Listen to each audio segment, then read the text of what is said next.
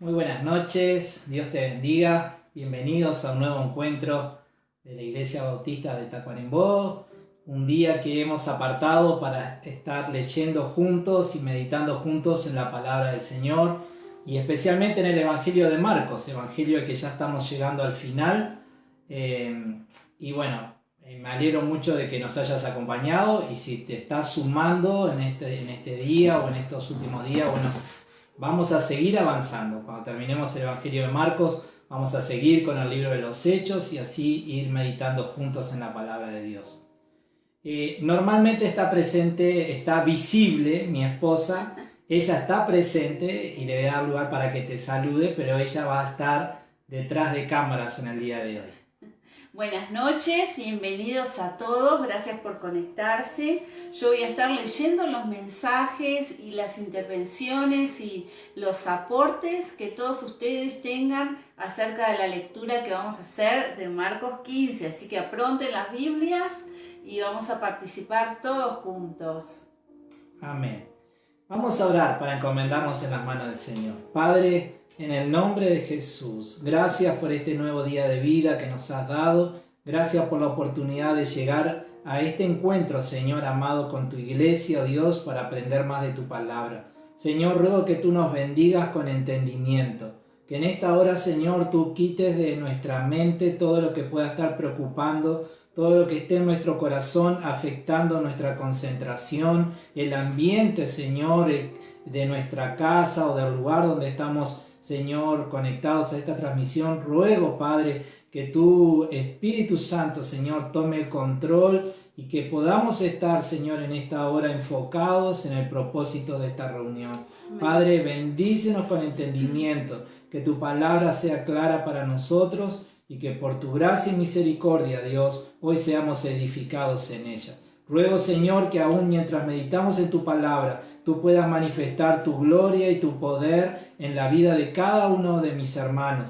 Que tú nos ministres con sanidad a los que están enfermos, que tú ministres con liberación a los que están oprimidos o cautivos, que tú glorifiques tu nombre, Señor, en esta noche, no solamente sobre nuestro intelecto, también sobre nuestra alma, sobre nuestro cuerpo, sobre el lugar donde nosotros estamos. Glorifícate, Dios. Y ruego, Señor, que también en tu bondad nos bendigas con tu protección, con la protección de tus ángeles a nuestro alrededor, defendiéndonos de todo mal. Señor, en esta noche, sea tu palabra el alimento para nosotros, oh Dios, y la manifestación de tu presencia también sea llenando nuestro corazón. Te lo rogamos en el poderoso nombre de Jesús.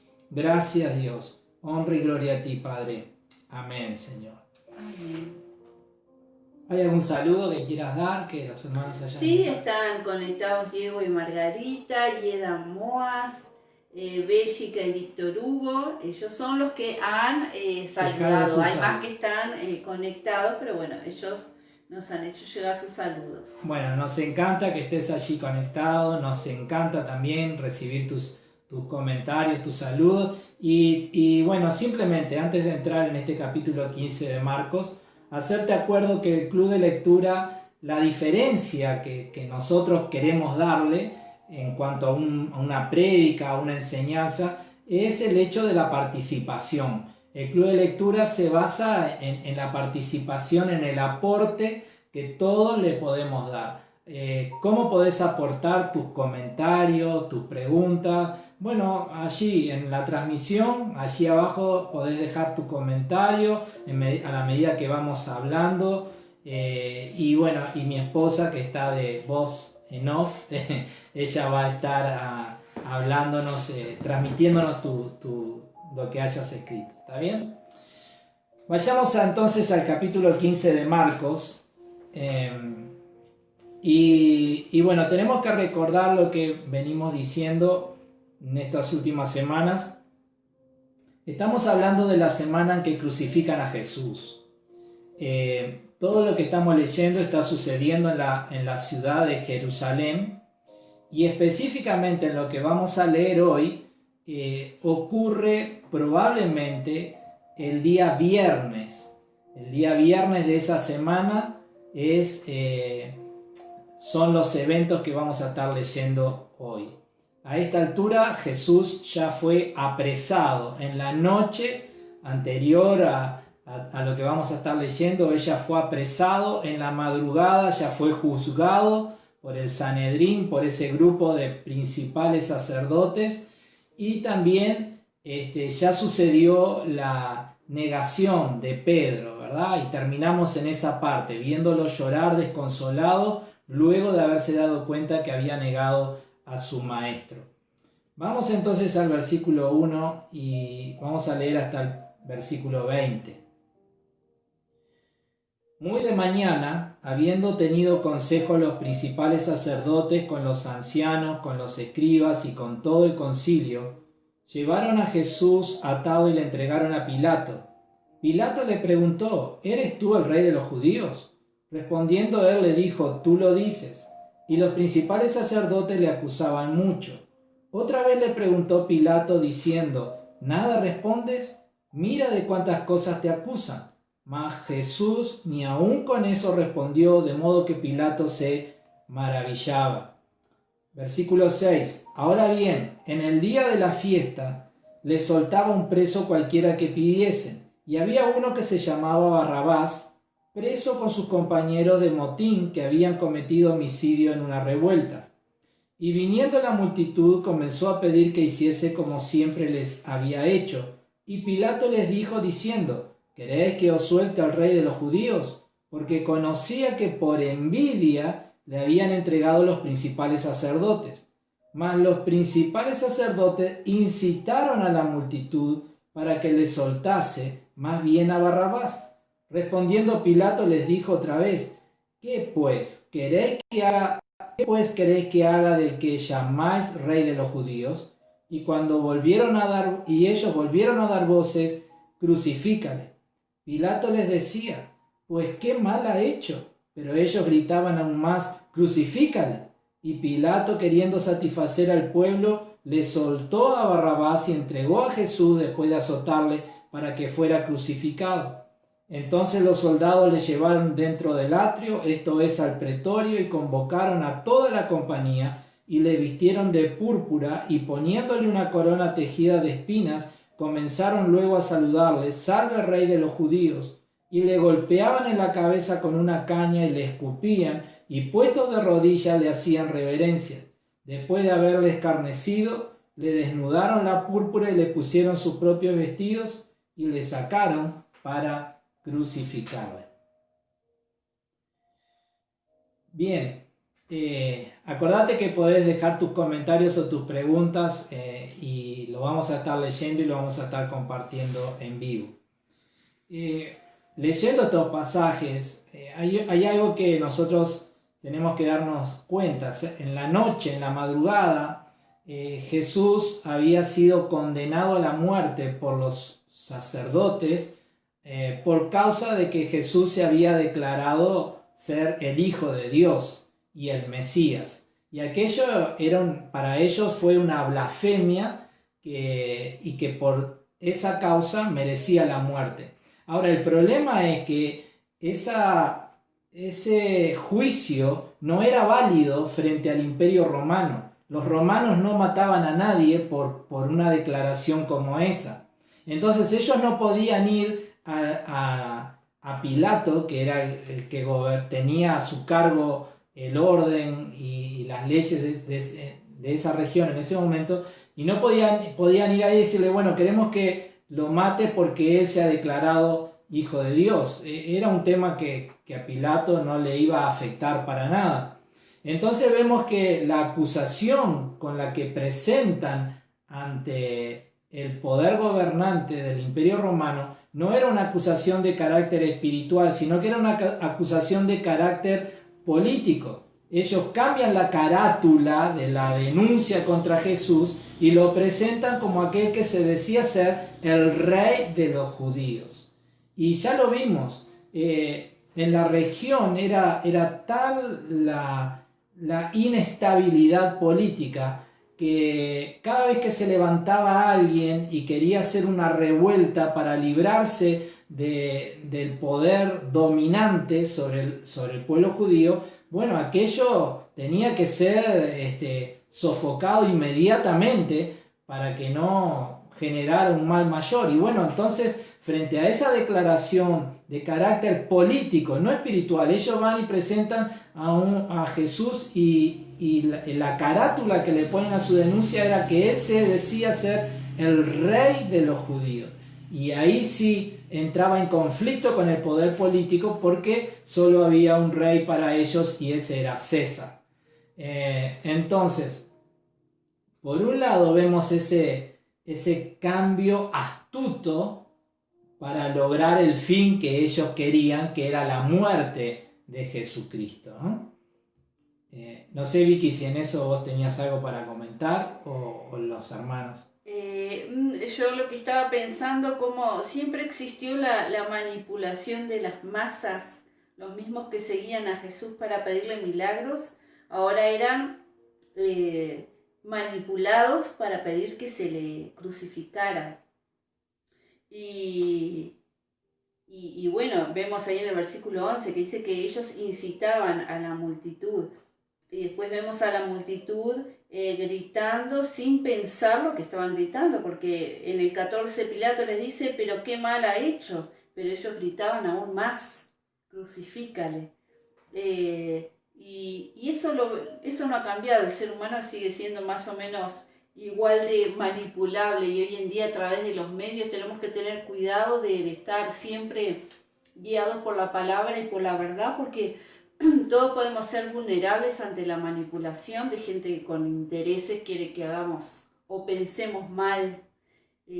Las multitudes no siempre tienen la razón en lo que proclaman. Sí, exacto. Además, si nosotros leemos las cartas del apóstol Pedro, por ejemplo, de Pablo, ellos advierten que en los últimos tiempos aparecerán personas amadoras de sí mismos que harán, dice, de ustedes mercancía, es decir, que tratarán con nosotros de una forma egoísta, llevándonos por el camino del error, usando la manipulación, como vemos que está sucediendo en este caso, ¿verdad? Yo cuando estaba leyendo en estos pasajes, veía la gran traición a la cual Jesús estaba siendo sometido, ¿no? Recuerden que estamos a horas de que Él sea crucificado y vemos en primer lugar, bueno, los sumos sacerdotes, los principales, aquellos que tenían a su cargo la responsabilidad de velar por la salud espiritual de toda la nación, ellos estaban entregando al Mesías y lo estaban haciendo de una manera con artimaña, ¿no? Usando una astucia que obviamente, una sabiduría que obviamente no venía del cielo. Entonces vemos esas personas que deberían de haber recibido al Mesías y haber aceptado las enseñanzas de Jesús, traicionándolo en el sentido de que lo están entregando a la muerte a los romanos. Luego vemos la traición de la multitud. Acordémonos que hace unos días, si estamos en el viernes, estamos hablando de, no sé, el domingo, el lunes. Es decir, esta misma gente estaba aclamando a Jesús cuando él entraba a Jerusalén sentado en un pollino, presentándole alabanzas y un montón de cosas, ¿no?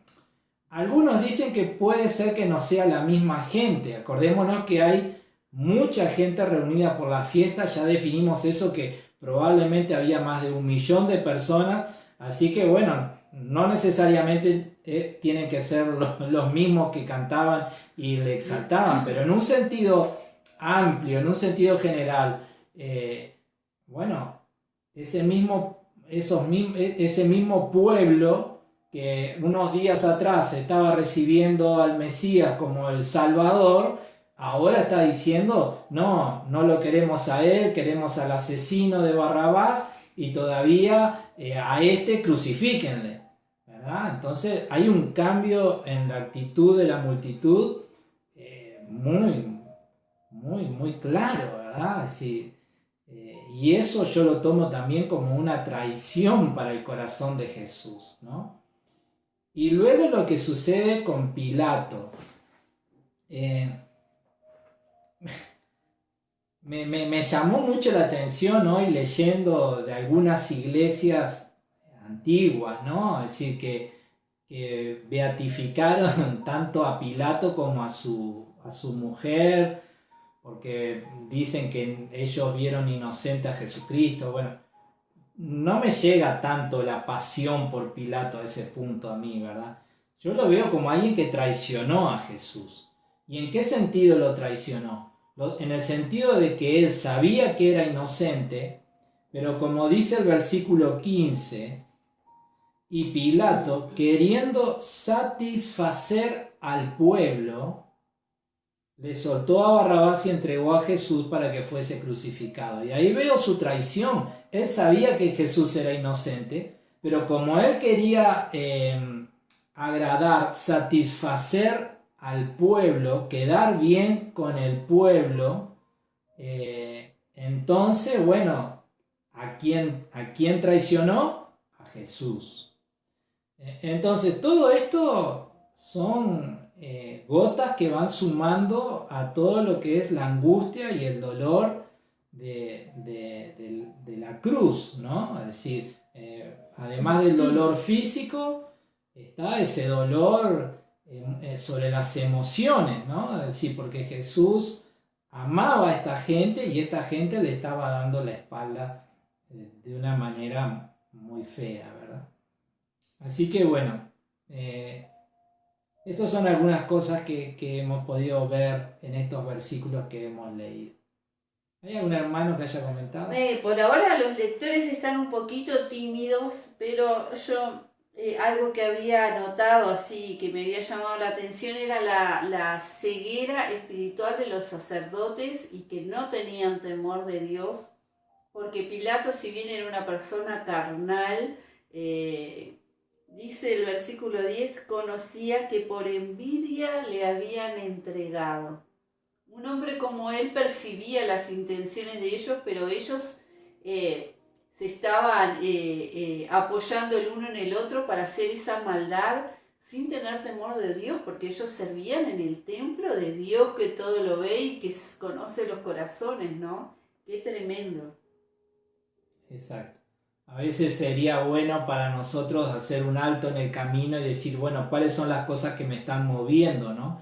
No vaya a ser que nos demos cuenta de que hay sentimientos negativos que son realmente el motor que nos impulsan a hacer ciertas cosas, ¿no? Bueno, si hacemos ese alto y podemos autoexaminarnos, podemos también pedirle perdón al Señor y rogarle que el Espíritu Santo transforme y cambie nuestro corazón para que lo que nos motive y nos mueva sea, bueno, las cosas buenas, ¿no? Que dice su palabra. Sí, dice Yeda, cuán grande el amor de Jesús para con nosotros, soportando todo tipo de dolor y de humillación. Exacto.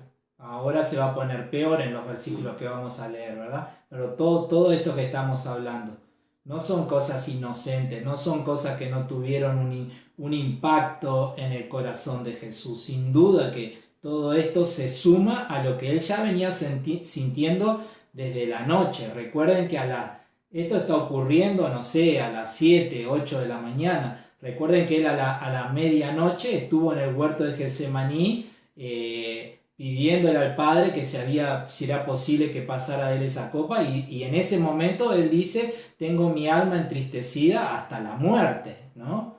Entonces, a lo que él sentía en el huerto de Getsemaní, a lo que él luego sabe que sucedió con Pedro cuando le negó, y a lo que ahora está viviendo, toda esta humillación, esta traición, ver que las personas le dan la espalda, ¿no? Pilato le dio la espalda, Pilato podía haberlo librado, pero le dio la espalda porque, bueno, él quería congraciarse con el pueblo judío, ¿no? Dice Raquel, buenas noches, bendiciones, sabiduría para estudiar su palabra, momento de muchos sentimientos malos hacia Jesús y mucha burla, dice. Amén, amén. Seguimos leyendo, versículo 21. Terminamos en el 20 leyendo y le sacaron para crucificarle. Y dice el versículo 21, Un dato no menor, ¿no? Allí los que empezaron a golpearlo a Jesús, todo con aquella de vestirlo de púrpura y la corona tejida de espinas en su cabeza. Ahora se me perdió ahí, pero habla de que es un grupo de soldados importante, ¿no? Más o menos serían unos 200 soldados que eran los que estaban humillando, golpeando, maltratando al Señor Jesús, ¿no?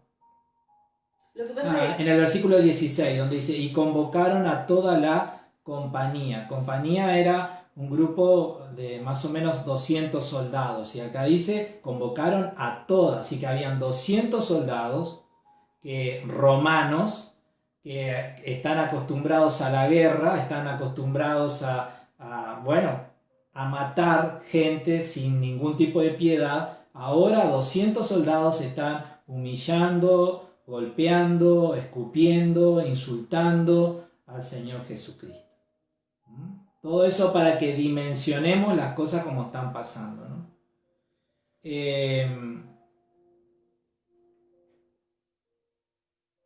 Dice el versículo 21, y obligaron a uno que pasaba, Simón de Cirene, padre de Alejandro y de Rufo, que venía del campo a que llevase la cruz.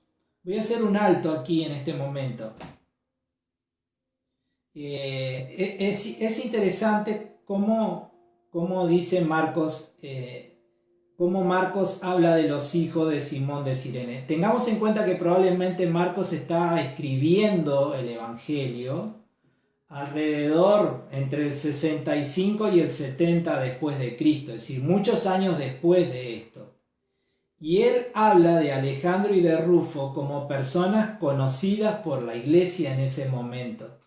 Entonces, en cierta manera hay algunos que piensan de que este hecho de que Simón, que no era de Jerusalén, Cirene es una ciudad al norte de África, este hombre, frente a lo que le contrataron para hacer los romanos, tuvo un impacto en su vida de tal manera que, o ya sea en él o en su descendencia, provocó que se despertara la fe y Alejandro y Rufo aparentemente son personas que luego se convierten y son conocidas por toda la iglesia cristiana, ¿no? Sí, aparece en Romanos 16:13 un saludo a Rufo y a su madre, así que se ve que la familia se había vuelto a Jesús. Simón de Cirene, padre de Alejandro, que venía del campo a que llevase la cruz. Tenemos que entender también de que en el lugar a donde iban a crucificar a Jesús, en el Gólgota, allí ya estaban colocados los palos verticales. Por la costumbre de los judíos, de los romanos era esa, ¿verdad? Que los palos verticales ya estuvieran en el lugar del Gólgota, en el lugar de la crucifixión, y lo que ellos estaban llevando era el palo horizontal, ¿verdad? Donde luego iban a ser clavadas sus manos. Y ese palo horizontal, algunos creen que más o menos tendría un peso de 50 kilos. Por eso imaginémonos todo lo que el estado de Jesús a este punto, emocional, quebrantado totalmente, físico, quebrantado totalmente. Nosotros nos pasamos de largo el tema de los latigazos que le dan antes de la crucifixión, pero era un látigo que tenía en las puntas, tenía hueso, y lo que eso hacía era enterrarse en la piel, y al ser cinchado hacia atrás arrancaba la piel hasta donde hubiera entrado. Entonces realmente era una tortura inmensa, la sangre, el dolor, el maltrato, el tema emocional, ahora tener que llevar esos 50 kilos durante unos cuantos metros hasta el lugar donde va a ser crucificado. En cierto momento se ve que Jesús colapsó frente a todo eso, y ahí es que toman a Simón para que sea él el que ayude a llevar la cruz hasta el Gólgota. Verso 22. Y le llevaron a un lugar llamado Gólgota, que traducido es lugar de la calavera, y le dieron a beber mirra, mas él no lo tomó. Aquí también hay otro detalle. Este vino con mirra no era preparado por los romanos, era preparada por la gente que quería ayudar a los que iban a morir a drogarse, por decirlo de alguna manera, para que así mitigara el dolor de lo que significaba la crucifixión. Jesús creo que va a estar 6 horas nada más en la cruz hasta que Él entrega el Espíritu. Normalmente una persona que era clavada para morir de esta manera llegaba a durar hasta 12 horas de agonía. Por eso es que cuando le dicen que se estaba acercando el comienzo del sábado, de que no era bueno que estuvieran, quieren quebrarle las piernas para que apurar el tiempo de la muerte, pero bueno, Jesús ya había entregado su espíritu. Así que este vino mezclado con mirra, bueno, era algo preparado por las personas que le daban a beber a los que iban a la muerte para mitigarles un poco el dolor. Mas él, digo esto porque es interesante lo siguiente, a pesar de que Jesús podía haberse visto beneficiado en alguna manera para mitigar todo el dolor que él estaba sintiendo, ¿qué hizo Jesús? Dice, mas él no lo tomó. Cuando le hubieron crucificado, versículo 24, repartieron entre sí sus vestidos, echando suerte sobre ellos, para ver qué se llevaría cada uno. Era la hora tercera cuando le crucificaron, las 9 de la mañana, más o menos. Y el título escrito de su causa era El Rey de los Judíos. Crucificaron también con él a 2 ladrones, uno a su derecha y el otro a su izquierda, y se cumplió la escritura que dice, y fue contado con los inicuos. Tanto en el hecho de que se repartieran las ropas, como en el hecho de que Jesús, muriera rodeado de estos ladrones, se cumplían profecías del Antiguo Testamento que anunciaban esto sobre el Mesías. El tema de la ropa está en el Salmo 22, versículo 18, y el tema de los ladrones, de los inicuos, en Isaías 53, versículo 12. Así que lo podés buscar luego si querés. Verso 29. Y los que pasaban le injuriaban, meneando la cabeza y diciendo, va, tú que derribas el templo de Dios y en 3 días lo reedificas, sálvate a ti mismo y desciende de la cruz. De esa manera también los principales sacerdotes, escarneciéndose, decían unos a otros con los escribas, a otro salvó, a sí mismo no se puede salvar. El Cristo, Rey de Israel, descienda ahora de la cruz para que veamos y creamos. También los que estaban crucificados con él le injuriaban.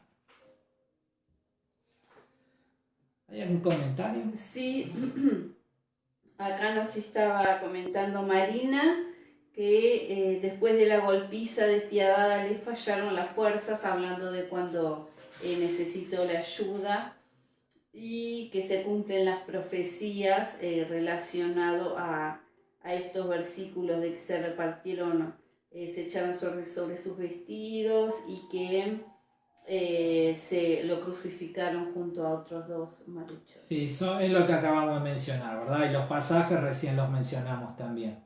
Y es importante todo eso del cumplimiento de las profecías del Antiguo Testamento, porque obviamente son un sello sobre la identidad de Jesús y la misión de Jesús. Pero también en esta parte quisiera resaltar toda esa burla que hay sobre él, diciéndole, si sos el Hijo de Dios, hacé tal cosa. Si ustedes recuerdan bien, alguien que hizo eso con Jesús. Mi esposa me está haciendo una seña allá atrás. Ese otro comentario dice Marina, Él no podía salvarse a sí mismo y a nosotros al mismo tiempo y nos eligió a nosotros. Amén, exactamente. Y hablando de esa expresión que le hicieron que le decían en la cara a Jesús, estando él clavado, si eres el Hijo de Dios, bueno, desciende, bájate, te vamos a creer. El que usó la misma estrategia fue el diablo cuando lo tentó a Jesús en la tentación al comienzo de su ministerio.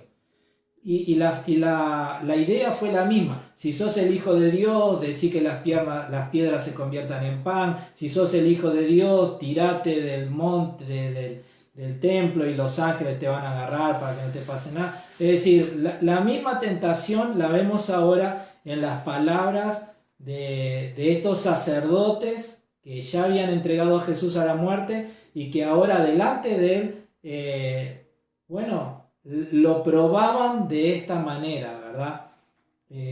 Hasta el último momento de su vida Jesús siendo probado. Él tenía el poder para bajarse de la cruz. Y sin duda, si él se hubiera bajado de esa cruz, como decían allí Marina, realmente él se hubiera salvado,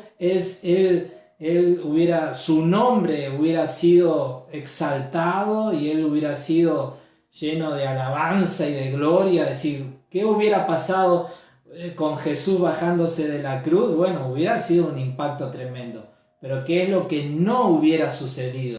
No hubiera sucedido su muerte por todos nosotros, y de esa manera nosotros no tendríamos esperanza alguna de salvación y de vida eterna con Dios. Entonces, eran segundos, eran minutos, pero ahí se jugaba todo lo importante se estaba jugando en ese momento. Si por algún motivo Jesús, cansado de todo lo que estaba sucediendo, su cuerpo ya había colapsado físicamente, emocionalmente él estaba, bajo una prensa tremenda, ¿verdad? Una presión tremenda. Si en ese momento él hubiera fallado y hubiera dicho, ¿saben qué? Me voy a bajar y los voy a matar a todos, y lo hubiera hecho, no habría esperanza para nosotros. En parte por ahí se entiende aquel pasaje de Hebreos que dice que Jesús fue perfeccionado en la obediencia y de esa manera vino a ser autor de eterna salvación para todos nosotros. Amén. No tengo el COVID, es una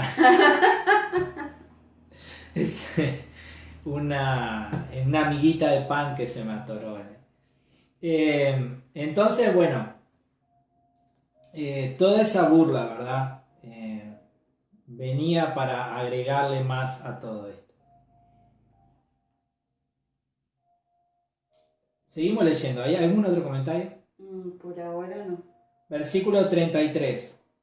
Cuando vino la hora sexta, es decir, ya estamos en las 12 del mediodía, fue crucificado a las 9 de la mañana, y a la hora sexta, a las 12 del mediodía, hubo tinieblas sobre toda la tierra hasta la hora novena, las 3 de la tarde. De las 12 del mediodía hasta las 3 de la tarde hubo tinieblas sobre toda la tierra.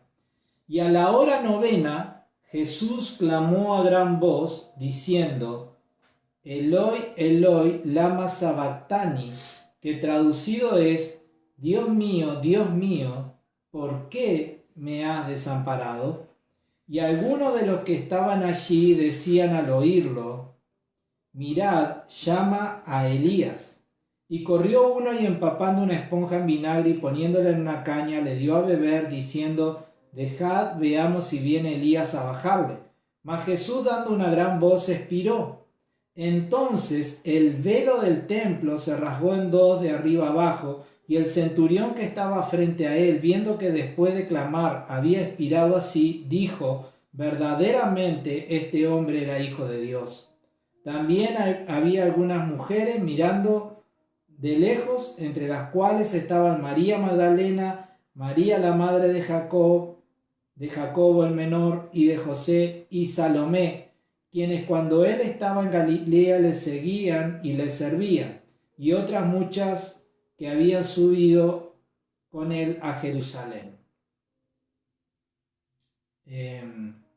Cuando llegó la noche, porque era la preparación, es decir, la víspera del día de reposo, José de Arimatea, miembro noble del concilio que también esperaba el reino de Dios, vino y entró osadamente a Pilato y pidió el cuerpo de Jesús. Pilato se sorprendió de que ya hubiese muerto, y haciendo venir al centurión le preguntó si ya estaba muerto, e informado por el centurión dio el cuerpo a José, el cual compró una sábana y quitándolo, lo envolvió en la sábana y lo puso en un sepulcro que estaba cavado en una peña, e hizo rodar una piedra a la entrada del sepulcro.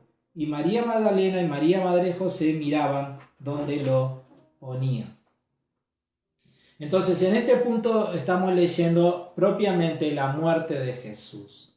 Y Jesús muere entonces a eso de las 3 de la tarde aproximadamente, según el texto de Marcos. Y el problema era que cuando empezara a caer la noche, cuando la noche empezara a llegar aunque en nuestro calendario seguiría siendo viernes, para los judíos, en ese momento para ellos ya había empezado a transcurrir el día sábado, que era el día de descanso. Entonces ellos no podían el día de descanso enterrar a un muerto ni nada de eso. Entonces por eso es que aquellos 3 hombres tenían que morir y ser enterrados antes de que cayera la noche de ese mismo viernes. Y por eso es, bueno, lo que ya leímos, ¿verdad? Ahora, hay 2 o 3 cosas que a mí personalmente me gustaría resaltar de lo que acabamos de leer. Por un lado, la expresión de Jesús dirigida hacia el Padre: ¿por qué me has desamparado? ¿Cómo podemos entender esta expresión en los labios de Jesús? Y para entender esta expresión tenemos que comprender el significado de su muerte. En la segunda carta a los Corintios, en el capítulo 5, versículo 21, Pablo escribió lo siguiente: Cristo no cometió pecado alguno, pero por causa nuestra Dios lo hizo pecado para hacernos a nosotros justicia de Dios en Cristo. En ese momento, Jesús clama de esa manera al Padre porque por primera vez en su existencia Jesús había quedado separado del Padre al hacerse cargo de los pecados de toda la humanidad. Por eso Pablo dice: Cristo vivió sin pecado, pero por causa nuestra Dios lo hizo pecado. Es decir, Jesús se hace cargo de toda nuestra culpa, pasada, presente y futura. Y eso hace de que su relación con el Padre se distancie y venga sobre él el peso, todo el peso de la justicia de Dios. ¿Por qué Jesús hace esto? Porque de esa manera nosotros, que somos los verdaderos culpables, siendo Él quien paga el precio de nuestra culpa, nos da la oportunidad para que a través de la fe en lo que Él hizo en la cruz, podamos recibir el perdón y la vida eterna, lo que disfrutamos hoy la iglesia. Entonces, ¿cómo se entiende esas palabras de Jesús? Bueno, se explican por el significado de su muerte, simplemente por eso, porque Él cargó el pecado de todos nosotros allí en la cruz, y en ese momento la justicia de Dios cayó sobre Él como juicio, y eso trajo separación, y por eso las palabras que salieron de su boca. Acá tengo 2 comentarios de Marina. Uno bueno, referente a lo de los horarios, que comenta 3 horas de luz y 3 horas de oscuridad. Y después dice, Jesús no murió porque sus órganos fallaron, Él entregó su espíritu de forma voluntaria. Amén. Y yo quería comentar también que probablemente ese momento donde Jesús está cargando el pecado de toda la humanidad, todos los pecados que nosotros conocemos y no conocemos de la humanidad, de la historia del ser humano, Jesús estaba cargando sobre él. Quizás ese era el momento más tremendo que él sabía que iba a enfrentar, porque Jesús era santo, Jesús nunca pecó y sabía que aparte de los golpes, de los latigazos, de la burla, del desprecio y de la humillación, iba a experimentar algo que él nunca había experimentado, el peso del pecado y la condenación y todo eso, ¿no? Creo que ese era el momento espiritualmente más pesado para Jesús. Exacto. Y que bueno, y luego de eso, cuando completó su obra, ahí sí pudo expirar y entregar su espíritu. Es fácil de entender, es decir, es Jesús siendo la segunda persona de la Trinidad, siempre estuvo unido al Padre. Y después de este evento, Él ha seguido unido al Padre y lo seguirá por siempre. Pero en ese momento fue el único momento en el que no los tuvo. Y los culpables de eso fuimos nosotros. ¿Querés decir algo? Marina dice, su grito fue de victoria sobre el pecado y sobre todas las fuerzas del mal.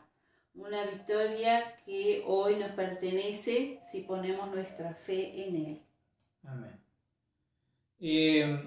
El otro simbolismo, lo otro que quería resaltar, lo primero, bueno, es esa expresión que habla de ese momento donde carga con nuestra culpa. Y lo otro significativo, dice el versículo 38, que el velo del templo se rasgó. El templo tenía 2 habitaciones.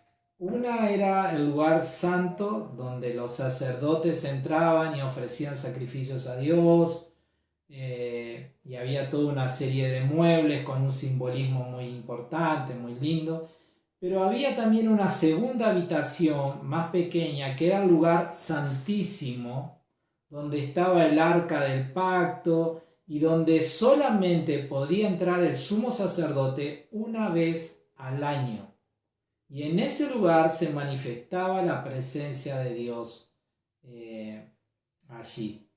Y lo que separaba el lugar santísimo del lugar santo era una cortina, un velo muy pesado. En el libro de Éxodo está el detalle, pero era lo que separaba uno del otro. Entonces, ¿qué es lo que sucede? ¿Por qué motivo? ¿Cuál es el simbolismo de que por medio de la muerte de Jesús, o como resultado de la muerte de Jesús, ese velo se rompa al medio, permitiendo de esa manera que el lugar santísimo fuera visible desde afuera? Para que entendamos el simbolismo es bien sencillo, que ahora el acceso a la presencia de Dios está abierto para todos a través de Jesús.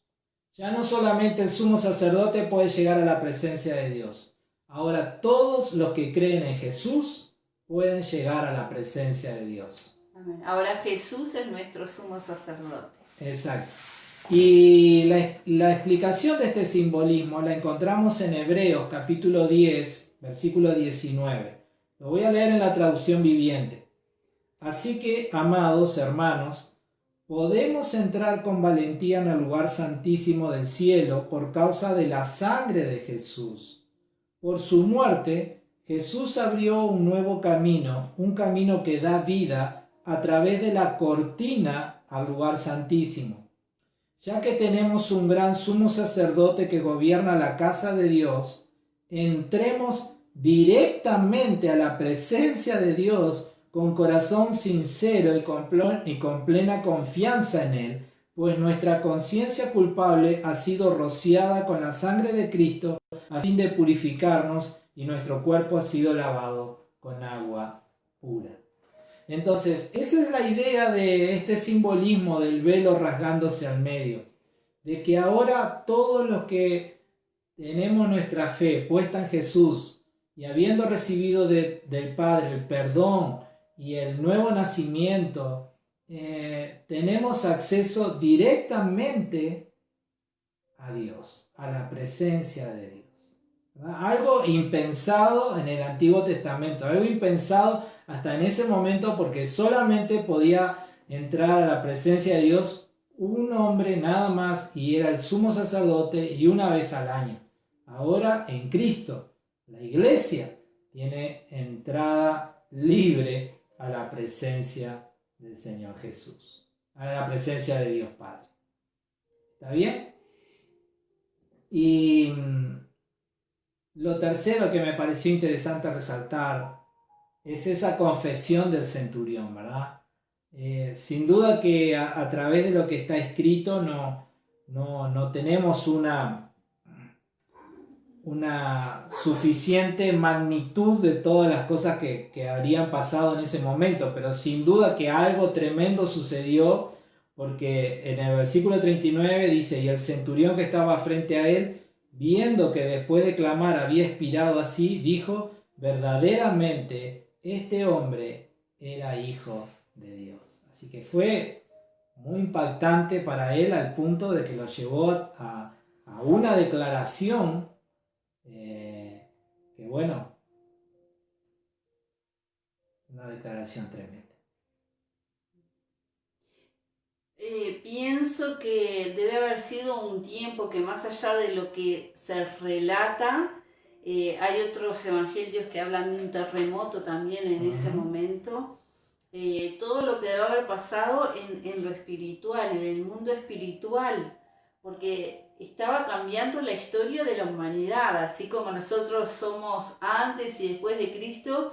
En ese momento estaba cambiando la eternidad de muchísima gente, así que en lo espiritual habría algo, un estruendo, una cosa impresionante también que se manifestaba en la tierra, en esa oscuridad, en ese terremoto y en ese velo que se rasgaba. O sea, había algo espiritualmente pasando muy poderoso que cambiaba toda la vida eterna de millones de personas, ¿no? De todos los que creen en Él, del número de los salvados. Exacto.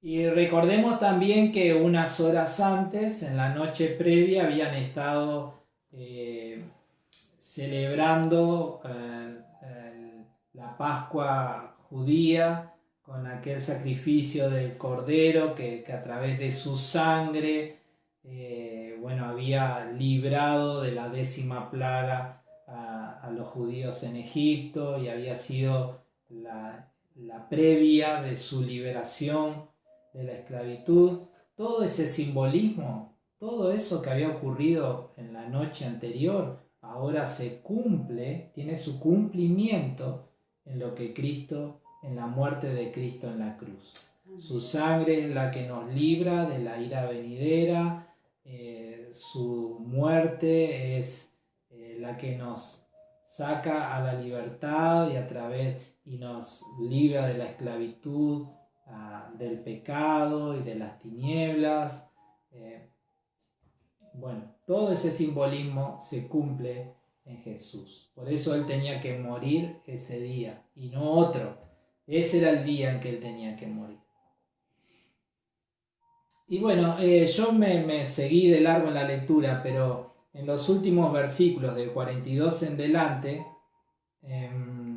ahí nos habla de un grupo de personas que, si bien al principio del capítulo comienza hablándonos de un grupo de personas que lo traicionan a Jesús, los sacerdotes principales, Pilato, la multitud, ahora termina con otro grupo de personas que muestran una actitud diferente, una actitud de fidelidad al Señor Jesús a pesar de cualquier cosa. Y son los nombres que aparecen allí, las personas que estaban cerca, que no habían huido, que estaban contemplando todo aquello que Jesús estaba viviendo. Una de ellas es María Magdalena, ¿no? María Magdalena es aquella mujer que dice Lucas capítulo 8, versículo 2, que Jesús había liberado de 7 demonios. La Biblia no dice nada que era prostituta ni cuántas otras cosas le han puesto a la pobre María Magdalena, solamente dice que Jesús la liberó de 7 demonios. Y ella, a partir de esa experiencia, se sumó a los seguidores de Jesús y ella venía con él y con todo el resto de los discípulos desde hacía tiempo, ¿no? Esta gente venía acompañando a Jesús desde que estaban en Galilea, al norte de Palestina, ¿no? Otra mujer que aparece allí es María, la madre de Jacobo.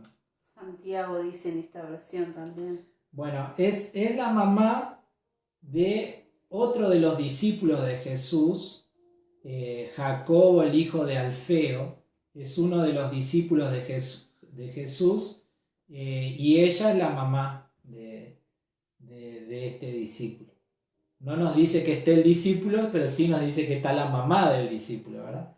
Y muchas mujeres, así que vemos que las mujeres firmes ahí apoyando en ese momento a Jesús.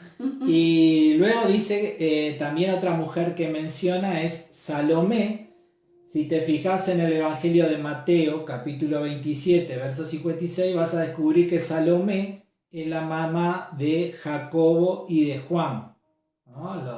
La que los quería La que los quería colocar a la derecha y a la izquierda. Mirá qué lugar, mirá si Jesús muriendo en la cruz y los que estaban a la derecha y a la izquierda de él, ¿quiénes eran, verdad? Esa mujer Salomé es la mamá de Jacobo y de Juan, que también ellos eran discípulos de Jesús y bueno, y venían con él desde Galilea.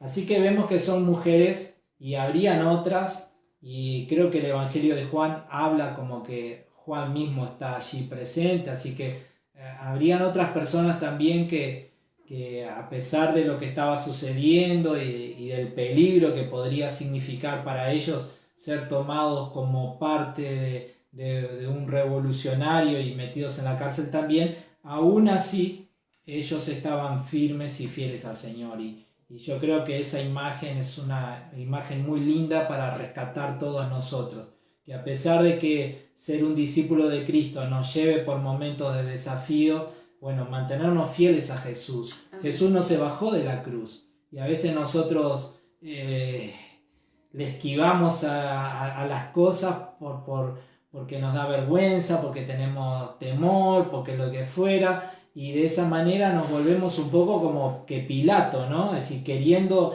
agradar a las personas le damos la espalda a Jesús. Bueno, estoy siendo un poco dramático, pero lo que quiero decir es que pensemos en que Cristo no se bajó de esa cruz y que eso nos motive a mantenernos fieles, aunque eso signifique lo que tenga que significar, la fidelidad al Señor a pesar de todo. Y un ejemplo de esto que te estoy acabando de decir es el de José de Arimatea, porque José de Arimatea, que era miembro del Sanedrín, él era parte de ese grupo de religiosos importantes que habían llevado a Jesús para que fuera crucificado por los romanos, y que, como dice Juan en el capítulo 19, versículo 38, hasta este momento él había sido un discípulo de Jesús en oculto, ¿no?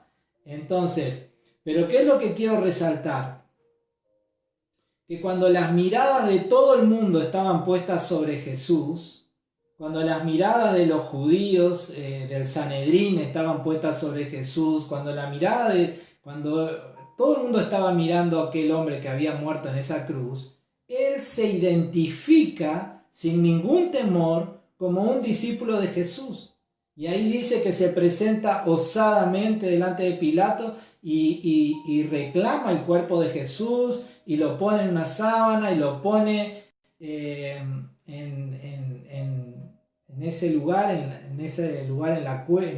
la roca que había sido cavado, y pone una piedra. Es decir, a partir de ese momento hay algo que a nadie le quedaba duda, de que José de Arimatea era un discípulo de Cristo.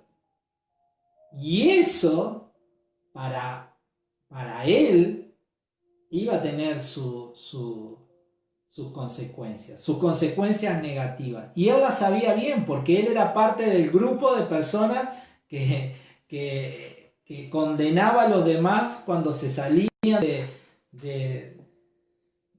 ciertas normas y estatutos. Así que él sabía lo que le esperaba, sabía que probablemente el identificarse como discípulo de Jesús iba a hacer que lo excluyeran del judaísmo y ella no pudiera ir al templo a presentar sus ofrendas a Dios, y él sabía todo eso, que el ostracismo social era una posibilidad, que la gente le empezara a dar la espalda, la gente no creyente, ¿verdad? Es decir, le empezaron a dar la espalda por causa de lo que él estaba haciendo en ese momento. Pero bueno, él lo hizo. Y a ese tipo de fidelidad a la que me estoy refiriendo en este momento. Esa fidelidad que nos lleva a tener que pasar por situaciones que de repente diga, bueno, va a ser duro, pero más duro fue lo que vivió Jesús por mí en la cruz. Así que me voy a mantener fiel a Él. Amén. Juanca dice, por mucho menos nos bajamos de la cruz o simplemente no nos subimos. Sí, totalmente de acuerdo, Juan Carlos. Por mucho menos. Pero bueno. ¿Alguien más? Por más que la carga es ligera, ¿cuánto nos cuesta llevarla? Dice. Así es. Bueno, yo creo que por hoy hemos llegado al final del capítulo 15. Hemos llegado a este punto tan importante en la vida de Cristo y para la fe cristiana, que es el de su muerte expiatoria, es decir, su muerte en lugar de nosotros, para darnos de esa manera una oportunidad. Y nos queda el último capítulo, que es el capítulo 16, que lo vamos a estar leyendo, si Dios quiere, la semana que viene. Y ese capítulo es espectacular porque habla de la resurrección, el otro pilar importantísimo de la fe cristiana. Si esto hubiera sido el final de la vida de Cristo, y después de esto no supiéramos más nada de Jesús, bueno, estamos perdiendo el tiempo, estaríamos perdiendo el tiempo. Tendríamos que dedicarnos a cualquier otra cosa menos a la fe cristiana. Pero esto de su muerte, esto de Cristo puesto en la tumba, no es lo último que sabemos de Él. Lo que sabemos de Él a continuación es que Él resucitó y de que Él vive. Amén. Por eso la fe cristiana tiene sentido. Pero eso lo vamos a ver la semana que viene. ¿Está bien? Vamos a orar. Padre amado, en el nombre de Jesús, te damos gracias por este tiempo, por habernos permitido meditar en tu palabra. Y ruego, Señor, que tú nos bendigas, añadiendo a lo que hemos hablado, Señor, aquellas cosas que tú quieres que nosotros recordemos o sepamos. Ruego, Padre, el auxilio del Espíritu Santo, que por su obra en nosotros, lo que hemos oído lo recordemos mañana, y lo que necesitemos seguir descubriendo de tu palabra, el Espíritu Santo nos ayude. Señor, gracias por la obra en la cruz. Gracias, Señor, por la muerte de Jesús, por haberle hecho a Él pecado para que nosotros podamos hoy ser hallados justos a través de Él. Gracias, Cristo, por no haberte bajado de la cruz, por haberte mantenido en aquella voluntad del Padre. Gracias, Jesús, por haber soportado todo lo que soportaste por amor a cada uno de nosotros. Amén. Señor Jesús, y pedirte perdón por las veces que no hemos sido fieles a ti, por las veces que no hemos estado dispuestos a pagar ningún precio, a pesar de que tú sí lo hiciste por nosotros.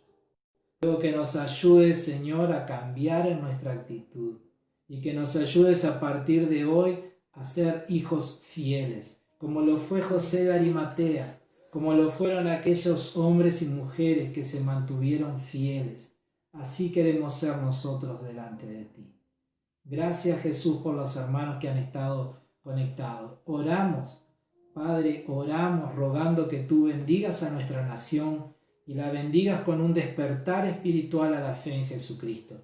Que tú bendigas a nuestra nación librándola de todo lo que el enemigo ha plantado en nuestra sociedad para alejarnos de ti. Señor, bendice a nuestra nación, descorriendo el velo, Señor, que está puesta en el entendimiento y alumbrando con la luz de tu palabra. Bendice a nuestra nación, Señor, con salud. Padre, que tú nos libres, oh Dios, de los contagios y de los brotes masivos. Señor, seas tú por tu gracia, por tu poder, Señor, disminuyendo esa tasa de transmisión en nuestra sociedad.